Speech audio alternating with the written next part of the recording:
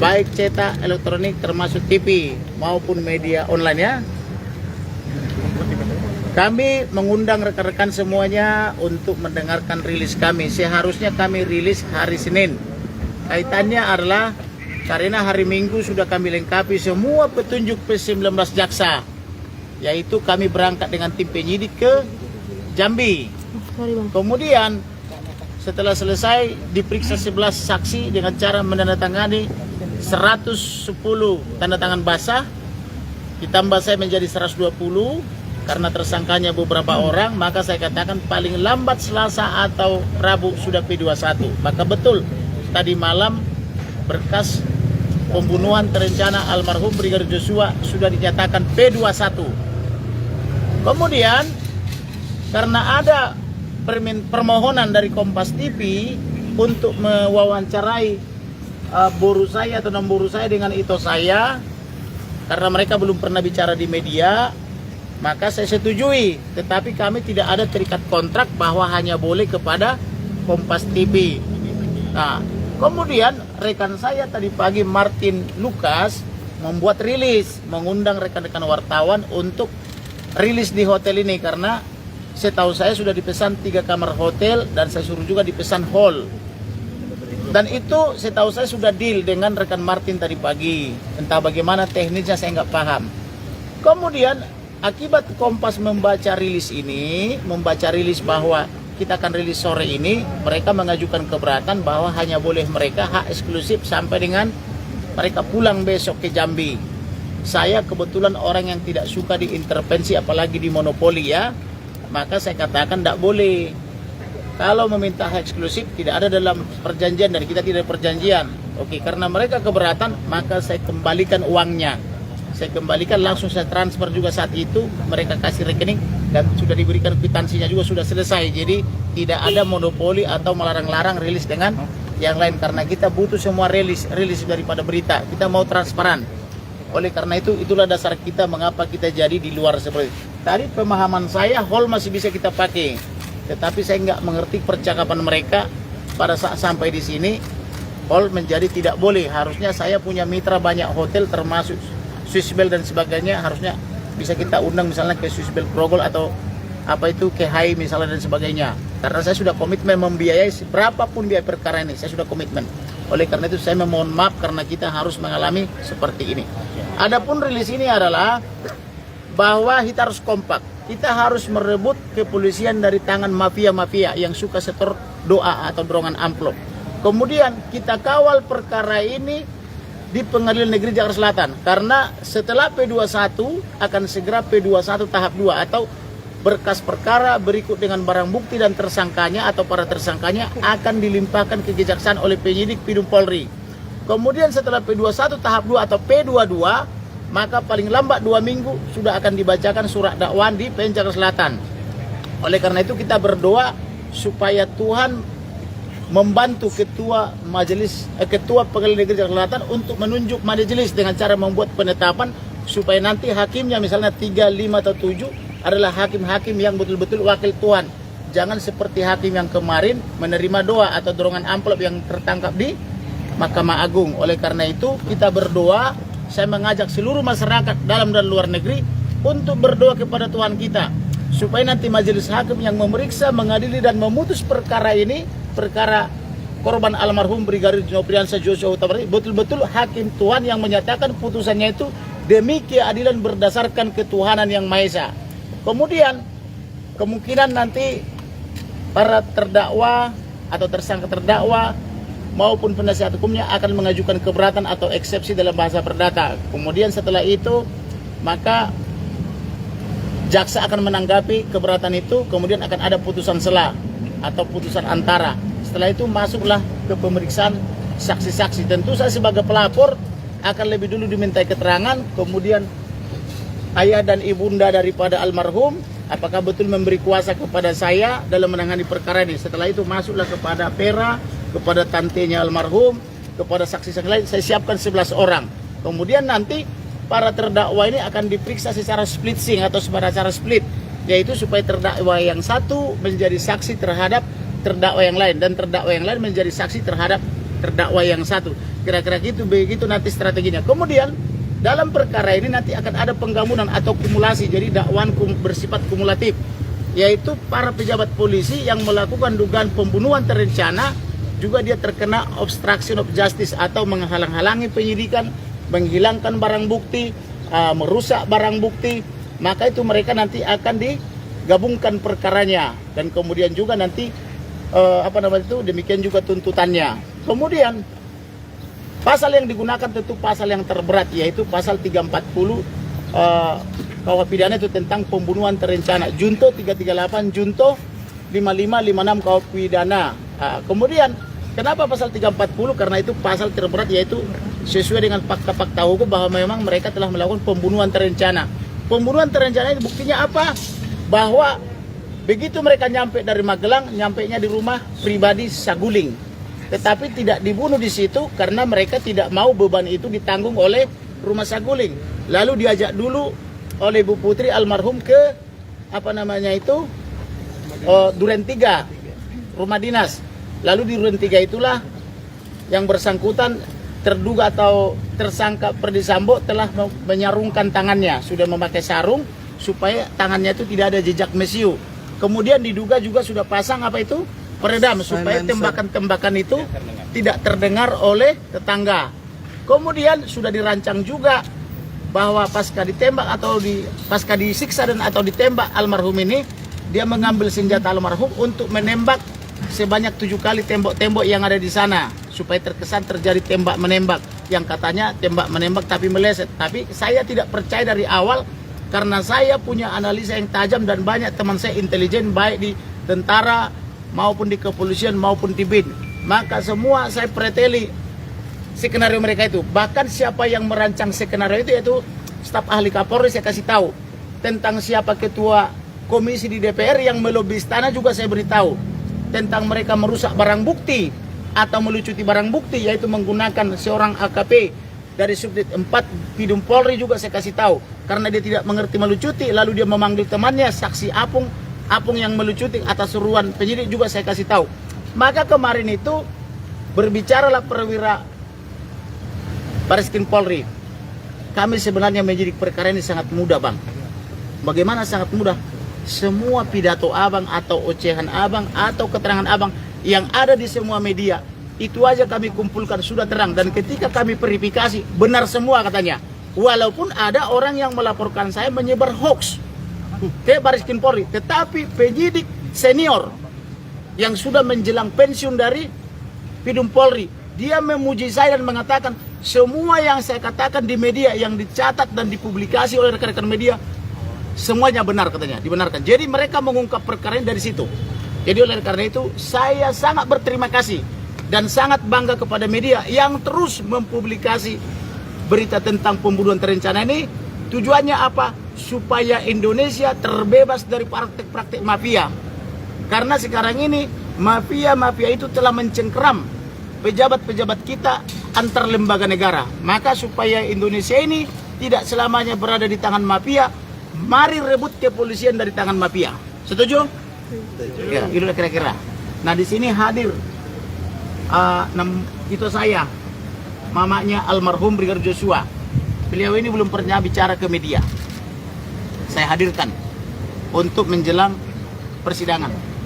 Di tengah-tengah hadir ini, kalau bahasa Batak sebenarnya Nemboro atau putri saya bapaknya. Ini putri saya, sangat cantik sekali. Kemudian di sebelah kanan saya hadir ayahandanya, yaitu Pak Samuel Huta Barat. Gara-gara beliau nih kemarin kelelahan katanya mengikuti perkara ini, mengikuti beritanya. Dia bilangnya kayak gasing. Akhirnya muncul hoax di media mengatakan Kamarudin Simanjuntak menyerah. Saya tidak menyerah dan beliau sebenarnya tidak menyerah juga, tapi kelelahan. Nah, kemudian hadir juga itu saya yang luar biasa, Irma Huta Barat, yang juga mengorbankan segala sesuatu buat menangani perkara ini.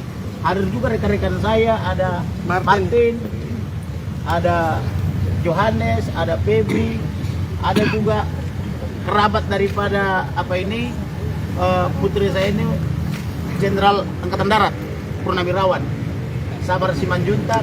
Ada juga rekan lainnya, Dr. Nelson mana, ada Sabar dia ada dua sabar advokat dan sabar tentara. Dan yang lain-lain juga mungkin menyusul. Ada juga Dr. Nelson dan sebagainya. Ada juga siapa itu? Jonathan Baskoro yang masih ganteng. Barangkali ada yang belum dapat jodoh. Ini rekan saya ini cukup ganteng juga dan sampai saat ini masih jomblo. Belum ada anak gadis yang melirik gitu ya. Jadi barangkali ada rekan-rekan wartawan yang berminat boleh diajukan ke saya. Itulah kira-kira. Kalau ada pertanyaan, silakan diajukan pertanyaan kepada boru saya atau boru saya, juga kepada itu saya, termasuk kepada Lae, Samuel Huta Barat maupun kepada Irma dan rekan-rekan lainnya. Itulah kira-kira yang bisa saya sampaikan. Kalau ada pertanyaan kami layani dengan sangat baik. Terima kasih. Pak, persidangan pertamanya akan kapan ya Pak? Persidangan pertama begitu tahap 2. Tahap 2 tadi ya, diserahkan berkas barang bukti dan para tersangkanya. Maka 2 minggu sejak saat itu paling lambat ya akan sidang. Berarti saya perkirakan pertengahan daripada Oktober atau minggu ketiga paling lambat. Itu sudah sidang. Bang, kalau tahap 2 ini kan berarti Barbuk dan juga tersangka akan dibawa kendali kejaksaan. Betul. Jadi yang dinyatakan P21 yang dinyatakan P21 lengkap itu baru berkasnya. Barang bukti dan para tersangka belum diserahkan. Maka segera dalam waktu minggu ini atau paling lambat minggu depan itu harus diserahkan oleh penyidik kepada jaksa penuntut umum. Karena selama ini penuntut umum itu berperan memeriksa berkas yang 30 orang itu. Jadi dia karena pidana umum memeriksa berkas apakah masih ada yang harus lengkapi atau tidak. Nah, karena dinyatakan sudah lengkap, karena sudah kami lengkapi hari Minggu kemarin di Jambi, dengan saya turun sama tim penyidik, maka setelah lengkap ini, segera akan dikirim ke Jaksa Agung atau ke tim penuntut umum, yaitu berkasnya, barang buktinya, dan para tersangkanya. Dan saya mendesak, saya kemarin sudah orasi di Medan, hari Sabtu ya, sebelum ke Jambi. Kita akan memerah putihkan Indonesia dari Sabang sampai Merauke, dari Pulau Miangas sampai Rote, yaitu dengan melibatkan 2 ormas utama. Ormas Bang Tobatak dengan seragam putih, melambangkan bendera kita putih, kemudian PBB, Pemuda Batak Bersatu dengan seragam yang merah. Itu ditandai kemarin hari Senin sudah mulai melakukan turun ke jalan di Kejaksaan Agung. Mereka di persidangan pertama nanti akan memerah putihkan Indonesia, dibantu dengan ormas-ormas lainnya. Dan saya sebagai santri kehormatan, walaupun saya santri juga loh saya, dari NU ya. Nah, mereka juga siap backup. Karena ini bukan lagi persoalan daripada Huta Barat atau Joshua Huta Barat, bukan lagi persoalan daripada boru saya atau kekasihnya, tapi ini sudah menjadi persoalan bangsa kita, bangsa Indonesia. Maka seperti yang saya katakan, rebut kepolisian dari tangan mafia. Maka saya mengajak seluruh masyarakat Indonesia supaya turut serta mengambil bagian. Jangan sampai perkara ini dimain-mainkan oleh jaksa seperti sebelumnya, yaitu biasanya suka dihilangkan barang bukti, dihilangkan visum et repertum atau apa namanya itu, atau otopsi, atau dikarang-karang sehingga nanti menjadi melemahkan. Sebagai informasi tambahan, pernah ketua forensik mengatakan tidak terjadi penyiksaan waktu doorstop di Barreskrim Polri. Dan itu membuat terjadi perpecahan di antara tim dan mengadu ke saya. Kami tidak setuju dengan ketua tim itu. Akhirnya ketua tim itu diwawancarai lagi oleh Ito Rossi di Kompas TV. Dia meralat perkataannya bahwa dia akan menjelaskan nanti di persidangan. Dan dia mengakui bahwa ada penyiksaan. Kan begitu ya. Tetapi saya sudah menjadi terlapor di Barreskrim oleh Zakirudin Caniago sebagai penyebar hoax. Padahal yang saya jelaskan fakta-fakta, yaitu fakta-fakta yang terurai dalam akte notaris sesuai pengamatan ahli medis, yaitu magister kesehatan dan dokter. Kemudian anggota dia sudah menyatakan setuju dengan saya dan setuju dengan akte notaris ini. Artinya kita tidak menyebar hoax tapi fakta-fakta hukum. Itulah kira-kira nanti hal-hal yang menarik. Jangan sampai nanti visum ini yang pengamatan dokter ini dihilangkan. Karena kenapa? Di kalangan penyidik juga tidak satu. Banyak versi penyidik. Sebagai contoh, ada beberapa bukti yang sangat telak ditolak oleh penyidik dari saya. Contoh, hasil visum atau hasil pengamatan dokter yang dilakukan di Jambi itu tidak diterima oleh penyidik. Dia maunya diterima dari yang ketua itu. Padahal mereka yang mengakui tim dokter dan ahli itu untuk kita masukkan ke dalam. Tapi hasil pengamatannya dan hasil percakapan yang dicatat itu atau yang direkam itu tidak mau diterima sebagai bukti. Itulah sebagai clue awal. Maka oleh karena itu saya betul-betul memohon semua tim tim jurnalis, wartawan, media cetak elektronik, mari kita kawal untuk kesatuan negara kita, negara Republik Indonesia. Amin. Terkait agen ganda bang? Terkait agen ganda.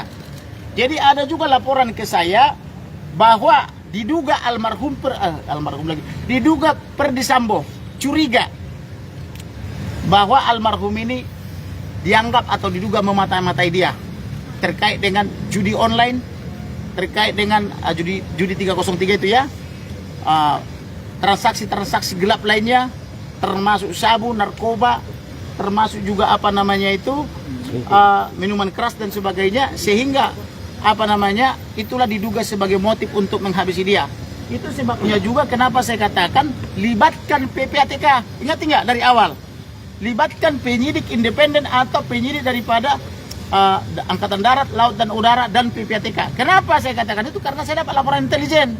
Ternyata benar PPATK menemukan hasil daripada perjudian itu kurang lebih 155 triliun. Jadi kita tidak menyebar hoax. Ya. Bahkan pesawat jet pribadi yang saya buka pertama kali itu konon sudah meninggalkan Indonesia. Harusnya itu disita jadi barang bukti karena KPK membiarkan ya lari ke luar negeri. Padahal harusnya KPK langsung menangkap dan menahan siapa yang menerima gratifikasi, siapa yang memberi gratifikasi. Tetapi karena ini KPK dipimpin oleh anggota Polri juga atau jenderal dari Polri, nah ya begitulah. Kalian sudah paham menerjemahkan itu. Harusnya karena gratifikasi itu adalah kejahatan tindak pidana korupsi, harusnya pelakunya langsung ditangkap, penerima gratifikasi ditangkap, ditahan, barang buktinya disita. Tapi ini dibiarkan pergi ke luar negeri. Berbeda dengan misalnya bulan Februari lalu ada seorang menteri menerima gratifikasi helikopter, saya buruh dalam 3 bulan, sudah dicopot dan diganti pada bulan Juni 2022 kan begitu. Bang, kalau sudah tahap 2 berarti nanti kejaksaan bisa tahan PC kan? Harus ditahan. Karena alasan polisi tidak menahan Putri adalah karena alasan kemanusiaan. Seolah-olah yang lain yang ditahan itu adalah marga satwa. Hanya Putri yang manusia sehingga berlaku buat dia kemanusiaan. Padahal semua yang ditahan itu di rutan-rutan lain, di penjara-penjara, itu semua manusia. Kenapa alasan kemanusiaan tidak berlaku buat Aceh, buat Sumatera Utara, Palembang, Riau sampai Kalimantan, Jawa dan sampai ke Papua sana? Kenapa hanya buat Putri berlaku alasan kemanusiaan? Bukankah yang lain juga manusia? Nah, karena Indonesia negara hukum berdasarkan konstitusi dan setiap orang sama di hadapan hukum dan pemerintahan pasal 27 konstitusi, maka PC juga harus ditangkap dan ditahan oleh kejaksaan pada saat P21. Kecuali mereka sudah menerima amplop, jangan tahan karena akan diteriaki nanti, sudah terima doa loh, kenapa saya ditahan, kan begitu. Bang, beredar video kamar yang diduga kamar tahanan Ferdy Sambo, Bang. Ya. Tanggapan abang gimana, Bang? Saya belum verifikasi ke sana, bisa benar bisa tidak. Bang, satu lagi Bang, soal ada disebut abang menyebutkan Brigjen Hendra Kurniawan menggunakan jet pribadi mendatangi Bapak. Oh, itu laporan intelijen dari itu. Itu apakah ada abang ada beberapa buktinya gitu? Ada. Saya bilang kalau verifikasi. laporan intelijen itu begini nih. Boleh kita gunakan tapi tidak boleh mengungkap siapa intelijennya. Namanya juga intelijen. Kalau kita kasih tahu siapa, besok dia tidak mau bekerja lagi untuk kita. Tapi laporannya itu kita verifikasi. Kita verifikasi ke beberapa pihak. Benar nggak dia menggunakan itu kan? Nah, berdasarkan informasi dari beberapa pihak ini, karena banyak juga teman saya di Jambi termasuk di bandara, mereka membenarkan bahwa jet pribadi itu singgah di sana. Kemudian bagaimana cara pembuktiannya? Penyidik harus segera menyita CCTV di bandara. Penyidik juga harus menyita CCTV di tempat awal, kedatangan awal, apakah dari Halim atau dari Soekarno-Hatta. Lalu ketika dia balik dari Jambi juga harus diperiksa. Sebagai informasi, saya memang punya kelebihan dibanding advokat yang lain. Saya sudah membaca kesimpulan hasil pemeriksaan daripada Irsus atau Irwasum terhadap mereka. Di situ memang dibenarkan bahwa yang bersangkutan itu pakai jet pribadi ke Jambi maupun dari Jambi balik ke Jakarta. Kenapa dia buru-buru balik ke Jakarta? Karena setelah dicopot CCTV termasuk di PR-nya oleh Apung, saksi Apung, segera diserahkan kepada propos dengan inisial Kombes S. Nah, si Kombes S memberikan kepada anak buahnya untuk diamankan Cuk Putranto, ya, kompol. Nah, lalu mereka menonton begini, wih, beda ini, katanya tembak menembak, dan katanya ketika Ferdi Sambo datang sudah mati. Loh, Ferdi Sambo datang, siapa namanya? Joshua. Joshua ada di taman, ada dekat pos. Loh, berarti belum tembak menembak, belum mati dong. Ternyata setelah Ferdi Sambo masuk ke rumah, Iya, PCR. apa itu? Katanya PCR. Bukan, ke rumah dinas itu, yang katanya sebelumnya dia pergi apa namanya itu PCR, ternyata tidak benar. Maka waktu itu saya katakan, periksa siapa yang melakukan PCR, karena itu tidak mungkin. Periksa petugas yang melakukan PCR, periksa NAR, periksa peduli lingkungi. Karena di lantai 4 Pidum Polri, di zaman dia jadi Dirti Pidum, itu gratis sampai sekarang. Setiap orang menerima apa itu rapid antigen itu gratis. Termasuk saya berkali-kali saya dapat, bisa 2-3 kali seminggu saya dapat itu gratis. Kenapa buat kita gratis? Buat kan Propam sebagai mantan Dirti Pidum kok jadi bayar pergi ke tempat PCR kan gitu kan aneh. Itu alibi yang tidak pintar. Maka saya minta juga periksa Itol, dari mana berangkat dan di mana keluarnya, kemana mampirnya. Periksa CCTV. Lalu karena saya bilang periksa CCTV, dia bilang CCTV disambar petir. Saya bilang tidak mungkin ada petir karena tidak musim hujan. Periksa petir, saya bilang.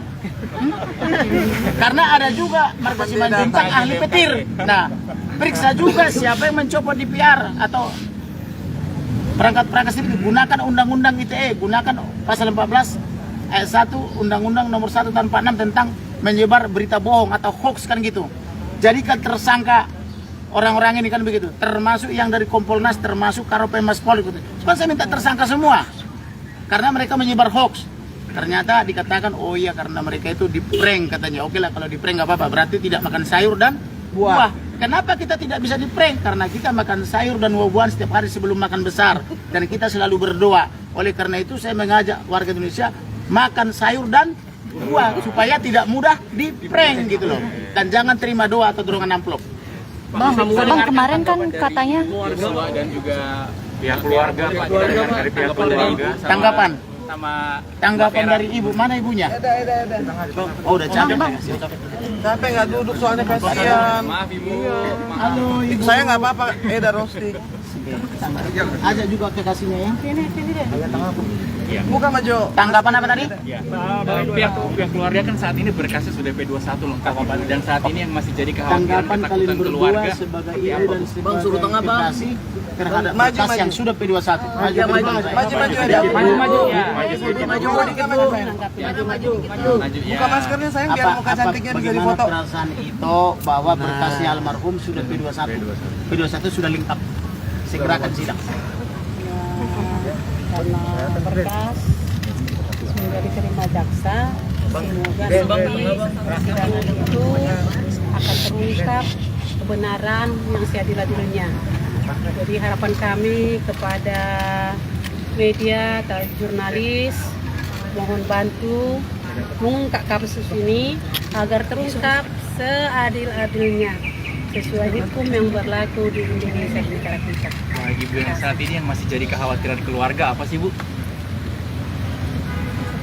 Yang masih jadi kekhawatiran keluarga dan ditakutkan oleh keluarga dalam proses persidangan misalnya. Atau mungkin jaksa tidak transparan. Apa saya jawab itu? Harapannya apa kira-kira untuk menuntaskan perkara ini? Apakah mengharapkan hakim yang adil, jaksa yang objektif gitu? Ya, harapan kami sebagai ibu dan keluarga, semua kita yang ada di sini, semoga penegak hukum, jaksa maupun hakim, mereka bekerja dengan sebaik-baiknya dan sejujur-jujurnya dan setransparan mungkin agar hukum atau pengadilan nanti berjalan dengan seadil-adilnya.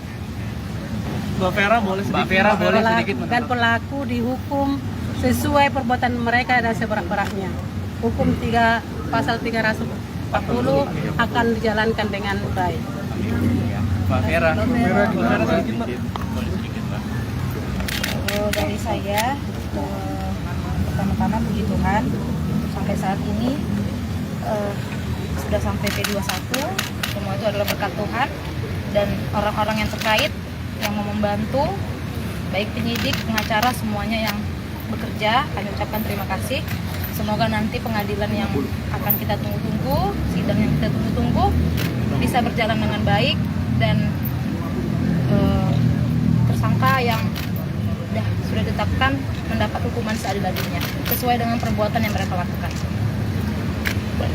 Sebagai tambahan, kekasih daripada almarhum ini menyimpan data secara elektronik jejak rekaman ancaman pembunuhan itu. Pada tanggal 21 Juni sudah ada ancaman pembunuhan itu terekam di handphonenya.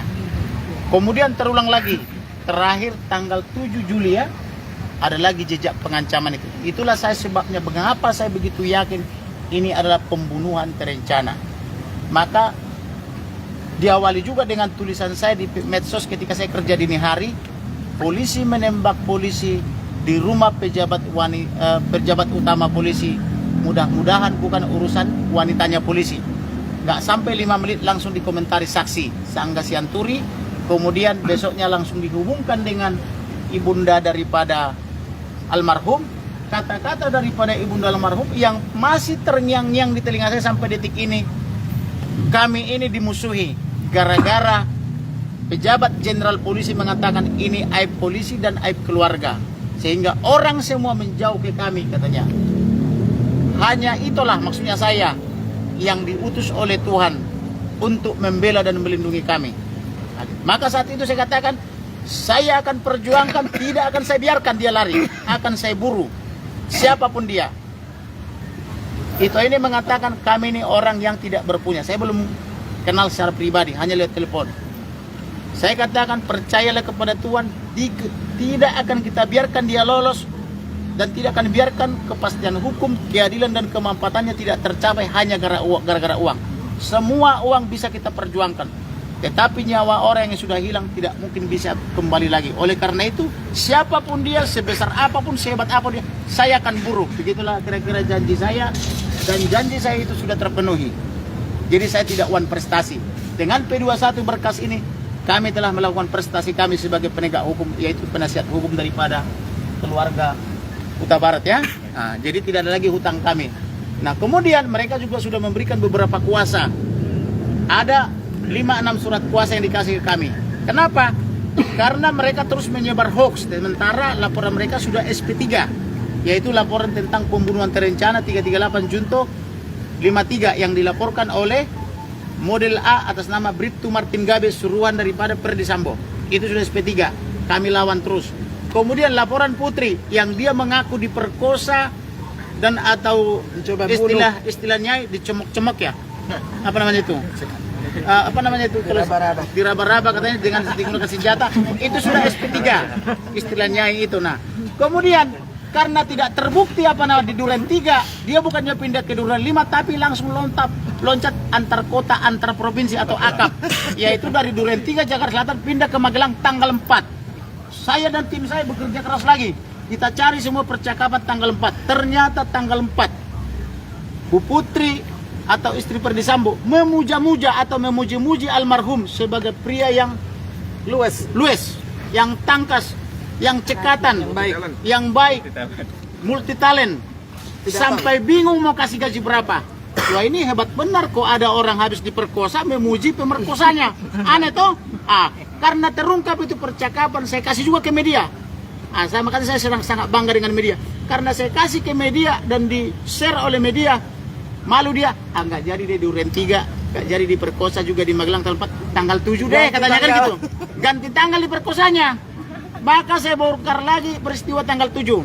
Bahwa tanggal 7 diajak itu almarhum bicara 4 mata. Kok pasca diperkosa masih mau bicara 4 mata ya sampai 24 jam berdua-duaan. Kemudian menginap di rumah yang sama tanggal 7 sampai tanggal 8. Wanita mana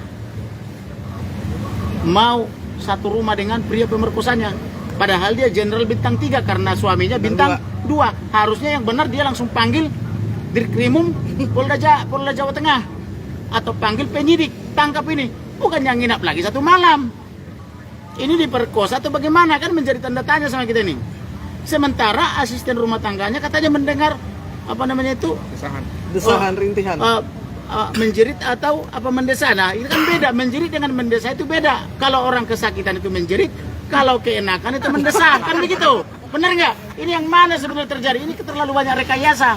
Kemudian tanggal 8 dia itu dibawa atau dikawal oleh almarhum dari Magelang ke Jakarta. Maka saya katakan rasanya tukang becak pun nggak sudi memberikan istrinya dikawal oleh pemerkosanya. Loh ini kok Jenderal Kadipropam membiarkan istrinya dikawal pemerkosanya? Ini nggak masuk logis, karena ada juga logika hukum. Ketika kami kuliah hukum dulu, ada namanya logika hukum, ada konstruksi hukum. Masa tidak jadi di Duren 3 pindah ke tanggal 4 di Magelang, nggak terbukti pindah ke tanggal 7, nggak terbukti pokoknya diperkosa deh. Kalau sudah ilmu pokoknya, bingung kita menganalisanya. Oleh karena itu, saya terima kasih sekali kepada semua media yang sudah membuat terang masalah ini. Kami hanya memberikan apa namanya itu rilis aja atau keterangan pers, tetapi media sudah menganalisanya dengan sangat baik. Terima kasih. Ada lagi? Bang Komarudin, Bang, terkait masalah media di Bagaimana? Cantika Hotel. Ketua Komjak minta agar JPU Ini ditempatkan ada di itu Sepos. saya Hasian. Ketua Komisi Kejaksaan, Ya. Dr. Barita, Ya. Simanjuntak juga itu, Ya. meminta. JPU agar ditempatkan di Sepos. Bagaimana tanggapan Abang? Memang betul, kalau bisa JPU ini diamankan supaya steril. Jangan sampai mereka nanti Kena intimidasi. terkontaminasi Atau menerima kena doa. Itu yang bahaya. Jadi kalau bisa mereka Dorongan amplop. ditaruh di safe house itu sudah benar. Jadi jaksanya misalnya di apa itu di karantina istilahnya, supaya terbebas dari virus-virus doa. Mohon maaf, ini doa dalam tanda petik ya, bukan doa keagamaan ya. Jangan sampai nanti dikira saya menista lagi. Nah, ini dorongan amplop maksudnya. Karena biasanya penegak hukum itu jangan lupa doanya ya. Dulu saya waktu belajar pengacara, oh hebat-hebat sekali, kesannya religius sekali kan gitu. Lama-lama karena saya nggak kasih dorongan amplop, abang nggak ngerti-ngerti. Doa itu maksudnya dorongan amplop katanya. Wah ini bahaya nih, penegakan hukum disertai doa kan gitu. Bang kemarin kan tim kuasa Saya hukum setuju yang tadi sempat ya. Bang kemarin kan tim kuasa hukum sempat bilang bahwa Sambo dan Ibu PC itu bakal buka-bukaan di persidangan dan kemungkinan bakal Dia salah. Kalau buka-bukaan di persidangan udah terlambat. Kalau mau buka-bukaan dari kemarin, supaya saya bantu apa itu restoratif justice. Kalau dia misalnya begini nih, maaf ya, saya hilap, saya telah melakukan pembunuhan terencana karena saya curiga dia akan menyebarkan aib saya, misalnya gitu ya. Tapi saya menyesal dan saya sadar dan bertobat. Tolong masyarakat Indonesia saya diampuni. Tolong semua media ampuni saya. Kan perasaan kita jadi beda. Maka tugas saya menjadi apa namanya itu mediator. Baiklah, Tuhan mengajarkan kita untuk mengampuni dan memaafkan. Ampunilah kesalahan dia. Kan jadi beda. Nanti pun sampai di pengadilan minta maaf kepada polisi, minta maaf kepada jaksa, minta maaf kepada hakim, minta maaf kepada semua media, wartawan dalam luar negeri, minta maaf kepada seluruh rakyat Indonesia. Kan jadi beda toh. Mungkin hakim jadi simpati. Tetapi kalau aku diperkosa di Duren 3, bikin laporan di Duren 3, diperiksa di Duren 3 oleh Polres Selatan, begitu kita bongkar, nggak jadi di Duren 3 karena sudah SP3 di Duren 4 lah, masih lebih logis. Ini kok pindah ke Magelang gitu loh. Jadi menurut abang percuma ya buka-bukaan? Percuma di persidangan buka-bukaan. itu ya? Tetapi better late than never. Lebih baik terlambat daripada tidak sama sekali. Karena kenapa? Masih ada hukuman neraka dan surga. Siapa tahu Tuhan memaafkan dia. Kita kan tidak boleh mendahului toh. Siapa tahu dia nanti di pengadilan jadi sadar dan bertobat. Itulah fungsi penasihat hukum, membimbing, memberi nasihat hukum yang baik kepada kliennya. Bang Komarudin, terkait kuasa hukum dari Ibu PC yang baru tuh ada 2 orang mantan pegawai KPK, ada Febri Diansa dan ada juga Rosamala Aritonang. Dan mereka menyatakan bahwa dalam membela Ibu PC ataupun Pak Ferdi Sambo, mereka menyatakan akan objektif, tidak akan membenarkan yang salah atau yang sebaliknya. Karena dia Tanggapan dari kuasa hukum. Karena dia mantan KPK. Berarti KPK Komisi Pemberantas Korupsi atau Komisi Pemberantas Korupsi. Sambo korupsi kan? Dan Bu PC bersama Ferdi Sambo konon diduga mengirimkan doa-doa baik kepada para ajudan yang LPSK. terlibat maupun ke LPSK dan kepada lembaga lainnya. Oleh karena itu dia harus menanyakan mengapa itu kliennya mengirimkan doa-doa itu. maka karena dia mengetahui, buka saja bahwa itu perbuatan melanggar hukum. Yang pertama. Yang kedua, bimbinglah kliennya untuk berkata yang benar, bimbing ke jalan yang benar. Karena kalau penasihat hukum mengajar-ajari kliennya berdosa, maka dosanya kliennya itu ditanggung oleh penasihat hukumnya. Jangan gara-gara honor misalnya atau apapun namanya itu dipikul dosa klien. Tapi yang benar, selamatkan kliennya, maka uangnya menjadi halal, tidak haram. Terkait pernyataan dari kedua mantan pegawai KPK ini akan memberikan pendampingan secara objektif, ditekankan di situ. Waktu akan membuktikan. Kalau objektif akan teruji nanti di persidangan. Sama seperti saya toh, saya bilang pembunuhan terencana dan ternyata terbukti. Waktu membuktikan dalam 3 bulan. Saya mau dibantu jawab. Ya. Objektif itu bisa dimulai dari yang bersangkutan ya, ataupun pegiat anti korupsi Maju, ini sayang. ya, menjalankan idealisme dia dengan mengusut tuntas suap itu, dugaan suap kepada antar lembaga dan juga kepada tersangka. Berani nggak mereka? Apakah masih memiliki idealisme sebagai pegiat anti korupsi atau tidak? Kalau tidak ya nanti kalian sendiri yang nilai. Berarti semua hanya isapan jempol, ya kan? Berarti kan penentuan adalah siapa yang bayar gua sesuai dengan keuntungan pribadi mereka. Bang, spesifik terkait Ada tambahan suap yang lagi. dimaksud apa? Sorry, Suap yang dimaksud. saya mau nambahin satu lagi. Ini kan bekas juru bicara KPK ya kan. Saya itu dulu mendirikan KPK. Ini pendiri KPK ini? Ya. Irma Huta Barat itu pendiri KPK, salah Sama satu. Marsilam Simanjuntak. Nah, dalam hal ini KPK tuh seharusnya turun tanpa harus ada laporan. Ketika PC dan Ferdi mengakui memberikan uang 1 miliar kepada Baradae, lalu 500 juta kepada Kuat Ma'ruf dan 500 kepada Bribka RR, itu ada 2 Termasuk miliar. LPSK. Ada 2 miliar, yang jelas saja 2 miliar rupiah itu uang yang besar. Ferdi Sambo itu gajinya 3,9 plus 21 juta. Iya. Kurang lebih 30 juta Kurang lah. lebih 30 juta lah, ya. Apakah mungkin Mobilnya Lexus. kalau gaji kalian 30 juta bisa kasih uang 2 miliar? Itu di depan mata sudah jadi pengakuan, ya kan? Ada 3 orang yang mengaku diberi uang 1 miliar 500 itu yang pertama. Mobilnya banyak Lexus. Lalu cara hidup hedon, ya kan? Kita ini kalau mau periksa korupsi itu biasanya kan organized crime yang sulit banget diperiksa. Tapi karena polisi ini hidupnya hedon, itu ada mobil harganya 4 miliar. Dia Beberapa punya unit. 2. Ada mobil yang harganya 5 miliar. Ini kan kita sebetulnya tidak perlu menginvestigasi, dimulai dari situ Rumahnya saja. pakai lift.